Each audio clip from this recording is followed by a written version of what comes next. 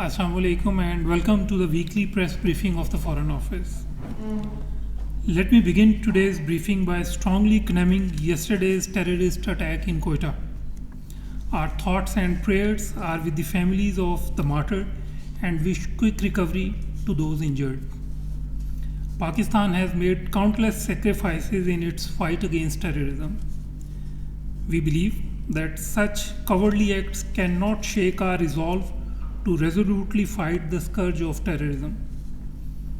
Thorough investigations from all angles are being carried out into the Quetta blast. Pakistan will pursue perpetrators of this heinous act and will bring them to justice. Foreign Minister Shah Mahmood Qureshi paid an official visit to the United Arab Emirates from 17th to 19th April 2021. This was his second visit to the UAE during the past 5 months. The visit coincided with the 50th anniversary of the establishment of diplomatic relations between Pakistan and the United Arab Emirates. During the visit, Foreign Minister met with his counterpart, His Highness Sheikh Abdullah bin Zayed Al Nahyan. He also met with the UAE's Minister of Tolerance and Coexistence, who is also the Commissioner General of Expo 2020, the Minister of State for Foreign Affairs, and other dignitaries. The Foreign Minister's other engagements included interaction with the business leaders, members of the Pakistan Business Council, local and international media, and members of the Pakistani diaspora.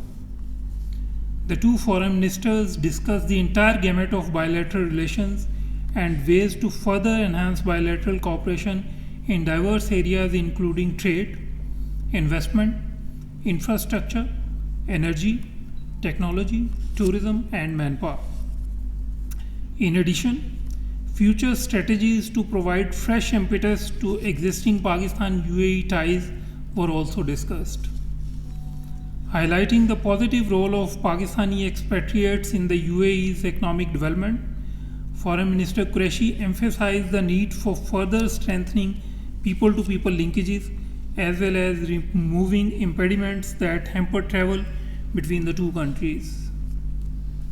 Both sides also exchanged views on regional and global issues, including the human rights situation in Indian illegally occupied Jammu and Kashmir and the ongoing peace and reconciliation process in Afghanistan. Foreign Minister Qureshi reiterated his invitation to Foreign Minister Abdullah to visit Pakistan, which he graciously accepted.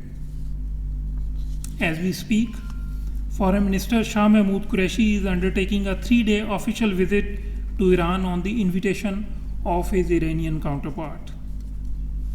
As part of his official engagements, the Foreign Minister called on Iranian President Dr. Hassan Rouhani and Speaker of the Parliament Mohammad Baqir. He also held delegation-level talks with Foreign Minister Jawad Zarif.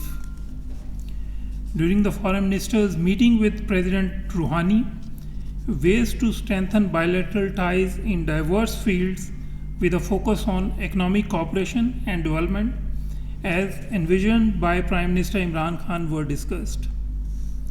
Foreign Minister thanked President Rouhani for his support for Prime Minister Imran Khan's initiative to establish border markets and opening of international border crossing point at Mand Pishin. The two leaders also discussed the situation in Indian illegally occupied Jammu and Kashmir and the rising Islamophobia trends. During the Foreign Minister's meeting with the Speaker of the Iranian Parliament, the two sides discussed Pakistan-Iran bilateral relations, ways to promote existing ties, and to utilize parliamentary exchanges to develop common understanding on issues of mutual interest. During the delegation-level talks between the two foreign ministers, views were exchanged on a range of bilateral as well as regional issues. A memorandum of understanding between the two sides on establishment of border sustenance marketplaces was also signed during the visit. Both leaders appreciated the opening of Mand Pishin border crossing points, which besides enhancing trade, travel and people-to-people contacts would also facilitate movement of Zairine from Pakistan to Iran. Taking stock of the regional situation, Foreign Minister Qureshi appreciated Iran's consistent support to the Kashmiris and its contribution towards the Afghan peace process. It was also agreed that the two countries would continue to collaborate closely to counter the trend of Islamophobia.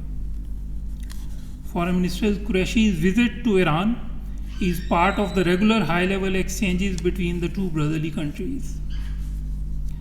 Foreign Minister Qureshi received a call from his Afghan counterpart Hanif Atmar on 18 April 2021. During the call, the two foreign ministers discussed the latest developments in the Afghan peace process and ways to further strengthen bilateral relations and cooperation. Highlighting Pakistan's abiding interest in a peaceful, secure and stable Afghanistan, Foreign Minister Qureshi underscored Pakistan's consistent policy to facilitate the ongoing Afghan peace process. He hoped that Afghan parties would work constructively to achieve shared objectives of a peaceful, stable and prosperous Afghanistan. With a view to continue close consultations between the two sides, the Foreign Minister invited his Afghan counterpart to visit Pakistan, which he accepted. Pakistan has secured the membership of 3 key United Nations bodies in the recent elections held at the Economic and Social Council, which is one of the principal organs of the United Nations. The 3 bodies include Commission on Crime Prevention and Criminal Justice, Commission on the Status of Women, and Commission on Population and Development. These commissions play a pivotal role in enhancing international cooperation on various social and economic issues. Pakistan's simultaneous election to these 3 important commissions is a reflection of the international community's confidence in Pakistan's active role and constructive contributions at the United Nations. Now coming to the situation in Indian illegally occupied Jammu and Kashmir, we remain concerned over the grave human rights situation in IIOJK. The military siege, extrajudicial killings, incarceration of Kashmiri leadership, and unprecedented restrictions on the fundamental freedoms of the Kashmiri people continue this day. According to the latest report by the concerned group of citizens, since Indian illegal and unilateral actions of 5th August 2019, the pervasive sense of fear, humiliation, and hopelessness among the Kashmiri people and anti-India sentiments in the valley has increased manifolds. The report noted with concern the double lockdown under which Kashmiris are being pushed to live. It further added that the recent actions by the Indian central government are being viewed by the Kashmiris as an attempt to diminish their political entities and shrinking their democratic political space. The latest letter by UN Special Rapporteurs also expressed serious concerns on the domicile laws, which the rapporteurs point that have posed a threat to the linguistic, cultural, and religious rights of the communities living in Kashmir, including Muslims, Dogras, Sikhs, and others. Pakistan has repeatedly underlined that the illegal demographic changes being undertaken in IIOJK, including the domicile rules, are in clear violation of the UN Security Council resolutions, the UN Charter, and international law, including the 4th Geneva Convention. There is an immediate need to check India's implementation of an elaborate strategy of military occupation, land confiscation, influx of non-Kashmiris, and creation of alien settlements in IIOJK. The international community must use all tools at its disposal to urge India to rescind its illegal and unilateral actions of 5th August 2019 and to end its gross and systematic human rights violations in IIOJK. I thank you and I'm happy to take questions on these or other foreign policy related developments.